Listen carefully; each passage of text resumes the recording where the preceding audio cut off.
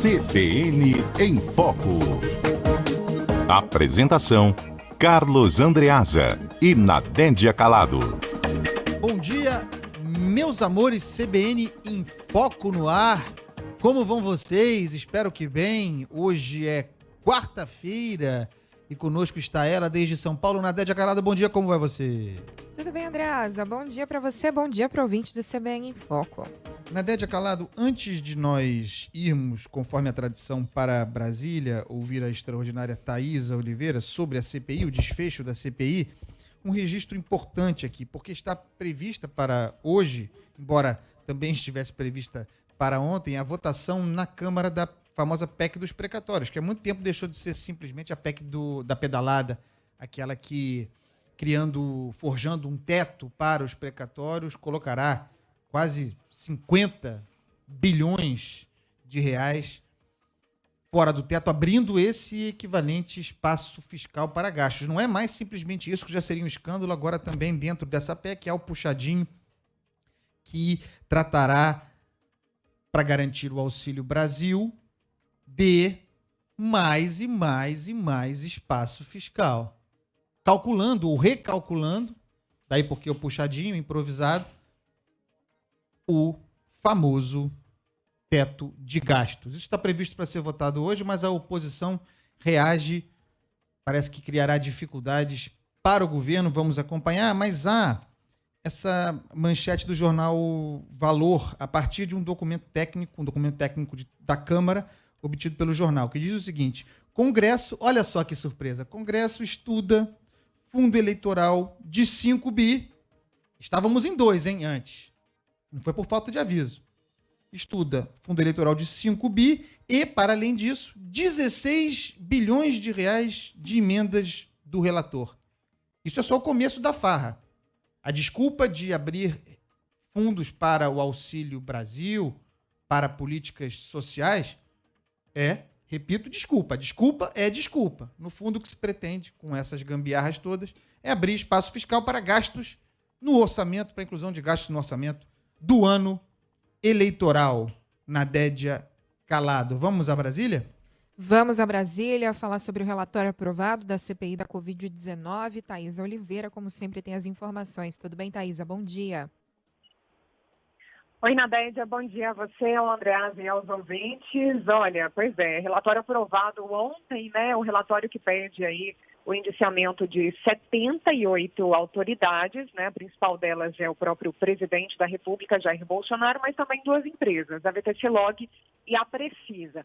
Como a gente falava ontem, né, Nadédia, terminou aquela fase parlamentar da CPI e começa agora, de fato, a fase jurídica. Então, logo mais, às 10h30 da manhã, os senadores farão a entrega desse relatório ao Procurador-Geral da República. A ideia é justamente entregar, né, esse documento nas mãos do Procurador-Geral Augusto Aras. Quando ele foi sabatinado lá no Senado, né, para ser reconduzido ao cargo no mês de agosto, ele disse que estava acompanhando as investigações da CPI e que pretendia dar uma resposta célere, né? O que é isso? Em até 30 dias.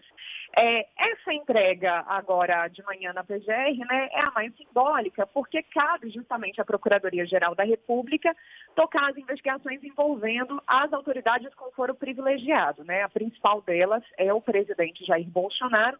Mas a gente lembra que a lista da CPI é grande, né? São 4 ministros no relatório, os filhos políticos do presidente, né? Nesse caso tem foro aqui o senador Flávio Bolsonaro e o deputado federal Eduardo Bolsonaro, e também outros deputados federais que tiveram um papel importante, né? Um papel de destaque nesse relatório, como o líder do governo na Câmara, Ricardo Barros, e o deputado federal Osmar Terra, né? Tem outros deputados federais, Bia Kicis, Carla Zambelli, Carlos Jordi, mas as atenções se voltam, de fato, à conduta do líder do governo na Câmara, Ricardo Barros. A PGR vai receber esse relatório 10h30, será uma cerimônia fechada, né? A expectativa é de que depois os senadores falem com a imprensa, a Aras mesmo não deve falar, mas a gente sabe que a PGR já deve fatiar essa investigação. Então, deve haver uma análise inicial pelo GIAC, que é o quê? É um gabinete integrado de acompanhamento da Covid, que foi um grupo criado, né, pelo Ministério Público Federal desde antes da CPI, desde o início da pandemia, justamente para acompanhar de perto as investigações. E também, né, muitas atenções à conduta, né, de uma das principais auxiliares do Procurador-Geral da República, que é a subprocuradora Lindora Araújo, e que chegou, né, a colocar em xeque aí a importância das máscaras na prevenção da infecção pelo coronavírus. Ela já manifestou posturas abertamente, né, bolsonaristas. Então, muita expectativa em torno, principalmente, dessa entrega, mas em seguida, Nadédia, às 11h30 da manhã, os senadores da CPI, né, aquele G7, também vai levar esse relatório ao ministro do Supremo Tribunal, Alexandre de Moraes. Por quê, né? Porque Alexandre de Moraes é o relator daquele inquérito das fake news, tem uma parte do relatório dedicada a esse caso, houve o compartilhamento dessas provas e também porque ontem, né, a gente lembra que antes da leitura do relatório, antes da votação, os senadores aprovaram aqueles ofícios justamente para que Alexandre de Moraes inclua no inquérito aquelas declarações do presidente na live da semana passada a respeito, né, do uso da vacina contra a Covid-19 e a AIDS. Então, eles querem que Alexandre de Moraes dê um encaminhamento a respeito disso e que, inclusive, né, adote aí alguma medida punitiva, peça, de repente, a sanção do presidente Jair Bolsonaro, a sanção dele nas redes sociais, a exclusão das contas, as medidas que Alexandre de Moraes achar que são necessárias. Thaisa, agora, como você muito bem definiu, a CPI apresenta o produto dos seus trabalhos aos responsáveis. Simplificando aqui, o caminho do crime comum, que depende da Procuradoria-Geral da República, que depende de Augusto Aras, embora, e é uma tese controversa, mas Randolfo Rodrigues, inclusive, este programa já tenha falado sobre a possibilidade de uma ação subsidiária pública, driblando a PGR ou furando a PGR, caso o Ministério Público Federal demore a se mobilizar a respeito do que o relatório da CPI indicia. É uma possibilidade. O outro caminho é o dos crimes de responsabilidade que dependem de Arthur Lira, que dependem da Câmara, onde estamos. Não pensem, e aí para falar de Augusto Aras, e é sempre bom dizer o seguinte, Augusto Aras foi recentemente reconduzido à Procuradoria-Geral da República. E foi reconduzido com voto, por exemplo, de Renan Calheiros, que é o relator da CPI. Aquele que indicia o presidente, que faz as acusações e que depende do Procurador-Geral da República para que o produto do seu trabalho avance formalmente no judiciário, foi aquele que reconduziu o que parece ser o óbice para que a coisa ande. Então há uma hipocrisia também aí colocada. Mas para falar especificamente de Augusto Aras, reconduzido pelo Senado da República, para falar de Augusto Aras é bom deixar claro que não é alguém que esteja parado como um poste. Não, ele trabalha uma barbaridade. Vejam a quantidade de mecanismos que criou ou dos quais se vale para procrastinar o andamento dos processos e das coisas. É uma espécie de rei das preliminares. Então ele agora vai pedir, nós ouvimos Thaís Oliveira falar a respeito, vai pedir análise prévia sobre o relatório da CPI antes de decidir sobre eventuais denúncias. Antes de decidir sobre se investigará, porque ele também pode decidir investigar depois das análises prévias todas. Thaisa também falou sobre o tal GIAC, Gabinete Integrado de Acompanhamento da Covid-19. A não ser Thaís Oliveira, que trabalha cobrindo... Aliás, Thaís Oliveira merece o nosso reconhecimento aqui ao fim da CPI pelo trabalho, ela e a equipe da CBN em Brasília, pelo acompanhamento brilhante da CPI. Só Thaís Oliveira sabe o que é GIAC, ouviu falar no que é esse tal de GIAC. Vocês nunca ouviram falar. O GIAC nunca fez nada. O que fez esse GIAC surge agora como aquele que fará análise prévia para que as coisas não andem. Tudo isso sem prazo, tá bom? Então, Thaís Oliveira, a CPI acaba formalmente, mas ainda vai longe, certo? Certo, Andreasa. Exatamente. Eles também pretendem entregar, né? Você falou dessa questão ali do Congresso, né? Eles pretendem também entregar o relatório para o presidente do Senado, Rodrigo Pacheco, especialmente para o presidente da Câmara, Arthur Lira. Mas aí é aquela coisa, né? Porque, assim, o Procurador-Geral da República atuou muitas vezes como um grande advogado-geral, né, da União, E do outro lado, né, a gente tem ali do outro lado da esplanada, no Congresso, a gente tem um outro aliado do presidente, né, que é Arthur Lira. Agora, eu queria só destacar uma coisa, Andreasa, eles também vão entregar, né, isso especialmente para as procuradorias que já estão conduzindo alguma investigação. E me parece que uma das mais importantes nesse caso é a Procuradoria da República do Distrito Federal, que está investigando o caso Covaxin. A gente lembra que o caso Covaxin, ele só chegou na CPI porque ele já estava sendo investigado pelo Ministério Público. A procuradora que conduz as investigações, inclusive, disseram que ela teve ali um receio de compartilhar esse material, o depoimento dos irmãos Miranda, né, no caso de Luiz Miranda apenas, com a CPI, porque ela estava já investigando esse caso a fundo. Então, acho que da Procuradoria da República do Distrito Federal, acho que pode sair alguma coisa, não sei se eu estou sendo otimista demais, mas porque a Procuradoria já estava analisando a fundo esse caso da Covaxin, Andreasa. Muito bem, Thaís Oliveira, desde Brasília, mais uma vez, em nome do CBN em Foco, parabéns pelo seu trabalho e dos colegas cobrindo essa CPI, foram brilhantes. Um beijo, Thaís Oliveira. Obrigada, Thaísa. Oh, muito obrigada. Um beijo. Nadédia Calado, vamos falar de Tribunal Superior Eleitoral tratando da cassação da chapa Bolsonaro e Mourão? Vamos, vai ser retomado amanhã esse julgamento no TSE das ações pedindo a cassação da chapa Bolsonaro-Mourão, que venceu as eleições de 2018. Ontem, 3 ministros da corte votaram pela rejeição dos pedidos que foram apresentados pela chapa derrotada, encabeçada por Fernando Haddad, do PT, que acusa a campanha de Bolsonaro de abuso de poder econômico e uso indevido dos meios de comunicação, por causa do disparo em massa de mensagens pelo WhatsApp. O relator corregedor do TSE, Luiz Felipe Salomão, e os ministros Mauro Campbell e Sérgio Banhos consideraram que não tem provas robustas que demonstrem que a conduta afetou o resultado das eleições. Mas, no voto, como era esperado, um voto de 51 páginas, Salomão disse que não tem dúvidas de que a campanha de Bolsonaro usou, sim, indevidamente o WhatsApp, com estrutura organizada e capilarizada, conduzida por pessoas próximas do presidente. Vamos ouvir. Inúmeras provas de natureza documental e testemunhal corroboram a assertiva de que, no mínimo desde 2017, pessoas próximas ao hoje presidente da República atuavam de modo permanente, amplo e constante na mobilização digital de eleitores, tendo como modus operandi o ataque a adversários políticos, a candidatos e, mais recentemente, às próprias instituições democráticas. Essa mobilização, como se pode aferir sem maiores dificuldades, vem ocorrendo ao longo dos anos em diversos meios digitais.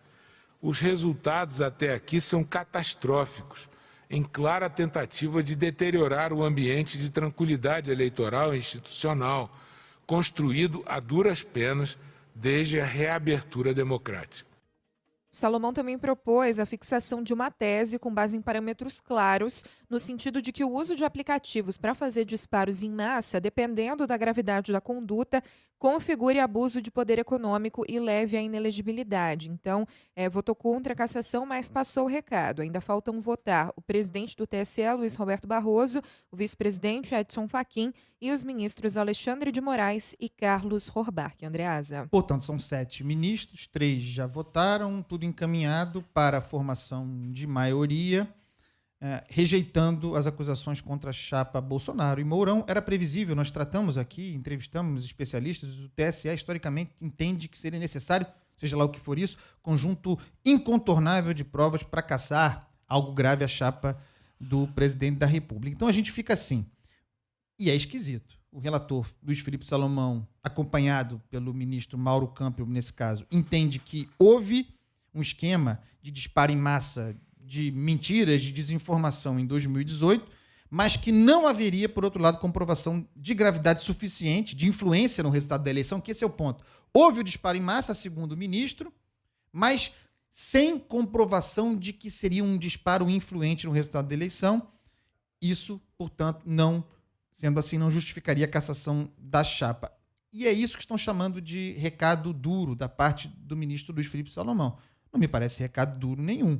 Segundo Salomão, estariam presentes os indícios de ciência da parte de Bolsonaro sobre os esquemas, mas faltariam provas sobre o impacto do esquema no eleitorado. E aí também faltariam, importante, o ministro disse isso claro, também faltariam provas de que pessoas jurídicas financiaram o esquema. Ele diz, abro aspas, haveria estrutura organizada e capilarizada composta por apoiadores e pessoas próximas do presidente, mas não haveria provas de que empresas bancavam o esquema.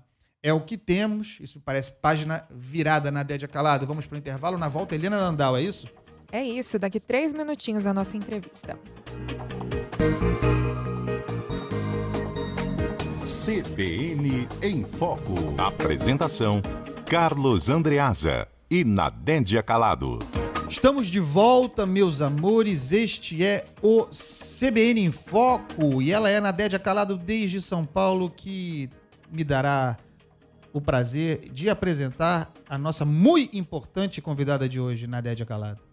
Nossa convidada já na linha para conversar com a gente, com o ouvinte do CBN em Foco, é Helena Landau, advogada, economista, uma das principais do país. Foi diretora de privatizações do BNDES no governo Fernando Henrique.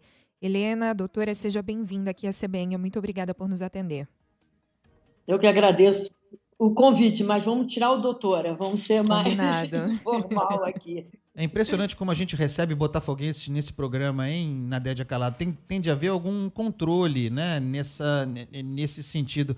Helena Landau, um prazer tê-la conosco aqui. Eu gostaria de fazer uma pergunta não jornalística, que seria a seguinte: conta pra gente o que está acontecendo, explica o que está acontecendo, essa confusão toda, mas eu não posso, né? Eu tenho que formular uma pergunta. Então, vou ser bastante objetivo a respeito da reunião do Copom de hoje, porque ontem houve o resultado, a divulgação do IPCA 15, colocando ainda mais pressão sobre a tomada de decisão do Banco Central relativamente à subida previsível da taxa de juros. Para onde nós vamos, Helena Landau? Bom dia. Essa pergunta de $1 trilhão que mexeu com o mercado financeiro nessa semana, desde sexta-feira, ninguém tem exatamente a resposta. A gente sabe que vai subir, isso não tem a menor dúvida, e o Banco Central tem sido muito cuidadoso nas suas comunicações para não antecipar ou não fazer ruídos no mercado. Infelizmente, o ministro Paulo Guedes não é tão cioso do quiet period, como a gente fala, que é o período de silêncio, onde não se fala nada sobre taxa de juros no período anterior a que antecede o Copom. Então, já tinha uma comunicação que todo mundo esperava um aumento de 100 pontos ou 150 pontos no máximo, e o Paulo Guedes veio na terça-feira falando que o Banco Central estava behind the curve, que tinha que ser ahead the curve. Em jargão, isso que dizia que ele deveria subir muito a taxa de juros para controlar a inflação. E aí isso deu uma confusão no mercado, que é ministro da Fazenda ignorando a independência do Banco Central, mais uma das coisas que o Paulo Guedes faz. Então, hoje, a expectativa... Agora, hoje, está todo mundo muito perdido, porque o Banco Central não fala há uma semana, a inflação sobe, e já se olha o aumento de 150 pontos como piso, né? E o que acontece, isso, para quem está nos ouvindo, o que importa isso? Importa que os juros vão subir. Importa que seu crédito vai ficar mais caro, que a dívida pública vai pagar mais para ser rolada, que os juros inviabilizam, quer dizer, diminui o apetite para investimento, ou seja, é um cenário de piora claramente, né? E se optar por uma alta de juros mais branda, que recado passará ao Copom, quais serão os efeitos? Não, eu acho que se o Copom mantiver a linha do que ele conversou ao longo de todo esse período, até o período de silêncio, ele vai primeiro, de um lado, positivo, mostrar que ele é independente, que o ministro Paulo Guedes não comanda o Banco Central.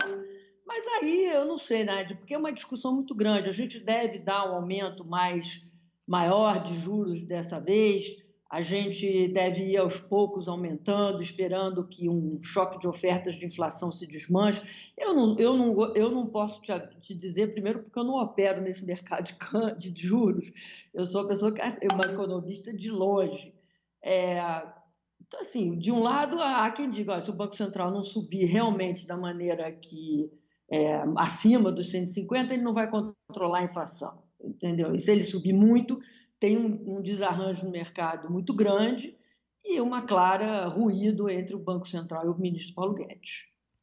Helena Landau, gostaria de ouvi-la também, agora mais estruturalmente, sobre a questão fiscal dramática brasileira, acho que podemos usar essa palavra, à luz, inclusive com a votação prevista para hoje, da PEC dos precatórios, que rola a dívida já transitada e julgada para frente. Além de tudo, tem um puxadinho que se incluiu ali para um novo mecanismo de cálculo do teto de gastos. Enfim, se vai abrindo de qualquer maneira espaço fiscal para o ano eleitoral, e a gente sabe que abre essa porteira, a boiada passa, mas a gente nunca sabe quantos são esses bois, né? Eles vão passando.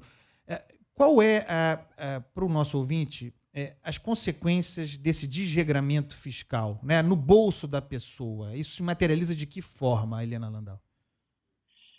O que a gente está vendo de forma... E não é... Vamos para o começo, Andreasa. Não é que a política fiscal foi desancorada de uma única vez, né? Como a gente fala, tirou a âncora fiscal, que é que dá uma credibilidade, dá uma noção de previsibilidade de futuro. O teto foi sendo trincado e furado aos pouquinhos ao longo de um tempo. É orçamento paralelo, são créditos extraordinários, créditos que durante a pandemia se justificavam, evidentemente, tá? O problema é você ter um condutor da política econômica que, quando sai a questão do precatório, já faz uma frase que deixa todo mundo muito ansioso, quer dizer, devo, não nego, pago quando puder. Imagina uma pessoa que é responsável pelo pagamento de dívida falar uma frase desse tipo. Então, isso já foi o primeiro sinal de que o Paulo Guedes não estava disposto a enfrentar as dificuldades de pagamento desses precatórios junto ao Congresso Nacional. Então, assim, quem está dominando a política fiscal no Brasil é o Centrão. E dali não pode sair coisa boa, né? Tem orçamento paralelo, os tratores, aí você veta 80 milhões de auxílio absorvente, porque não tem fonte, de repente faz quase 4 bilhões de auxílio caminhoneiro dentro do teto. Então, assim, o governo não tem prioridade, não tem programa. Para nós, consumidores, o que significa? Não adianta o ministro vir dizer, não, mas a nossa relação dívida-PIB não está tão ruim. Não é isso que está importando. O que importa é o que eu disse assim, estou desancorado, né? Não tenho mais aquela confiança na política fiscal.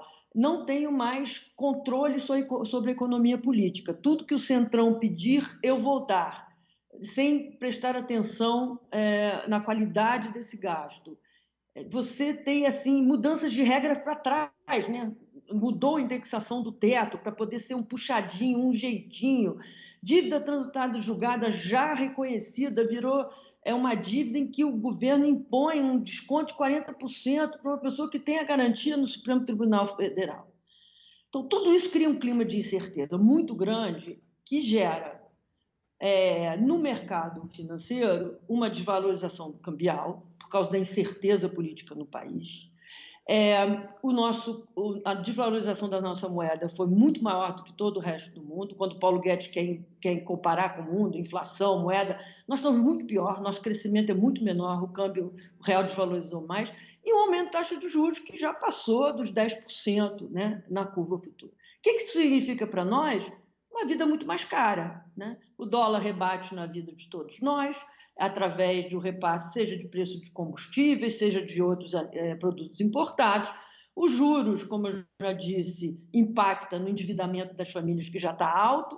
Então, assim, o que eu acho pior de tudo são crises criadas pelo próprio governo. Não são crises, choques externos inevitáveis. São crises criadas por esse ruído, por uma falta de agenda econômica, de uma falta de olhar. Mesmo essa furada de teto para o auxílio emergencial é uma política eleitoreira, vai ser transitória. Há mais de ano que você tem propostas de políticas sociais de qualidade permanente, o governo ignorou, como ignorou a reforma tributária, como ignorou todas as sugestões de uma política mais consistente na questão social, e aí é um tiro no pé. Porque você vai dar um auxílio emergencial de R$400 e vai vir com uma inflação e com dólar alto e com juros elevados. Quem sai ganhando disso?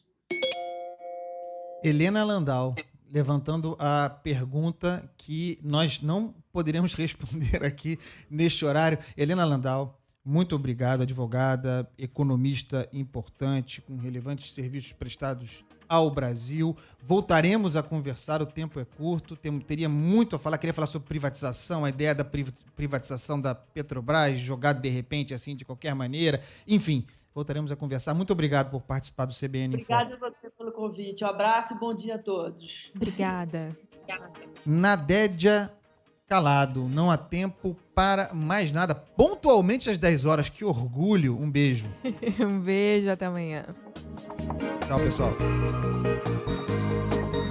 CBN em Foco.